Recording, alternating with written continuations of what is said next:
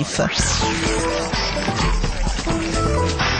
براد مانينغ محلل عسكري أمريكي تم توقيفه الشهر الماضي وهو محتجز منذ أسبوعين في الكويت. هذا الشاب العشريني متهم بتزويد موقع ويكيليكس المختص بنشر وثائق حساسة، تزويده بشريط مصور حول أحد الأخطاء الفادحة للجيش الأمريكي في العراق. هذه الصور هي التي أشعلت الفضيحة، صور تظهر قصفا جويا خلف نحو 10 قتلى من ضمنهم صحفيان عام 2007 في بغداد. بحسب مجلة وايرد فإن براد مانينغ تم التبليغ عنه من قبل قرصان معلوماتي يدعى أدريانو لامو بعد أن أخبره الخبير بأنه مصدر الشريط خلال إحدى جلسات التحادث على النت.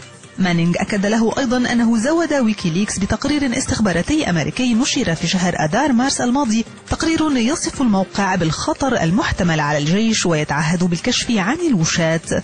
والمحلل الشاب قد يكون زود أيضا ويكيليكس ب260 ألف مخابرة دبلوماسية، وخوفا من نشر هذه المعلومات قرر لامو أن يبلغ عنه. ويكيليكس ينفي حيازته على المكالمات ويرفض الكشف عما إذا كان مانينغ هو الذي زوده بالشريط. من المفترض أن يبقى مانينغ محتجزا لحين محاكمته، وعلى الشبكة الآراء متفاوتة، البعض يعتبر بأنه بطل ويتحرك للدفاع عنه، وآخرون في المقابل ينعتونه بالخائن ويطالبون بعقابه.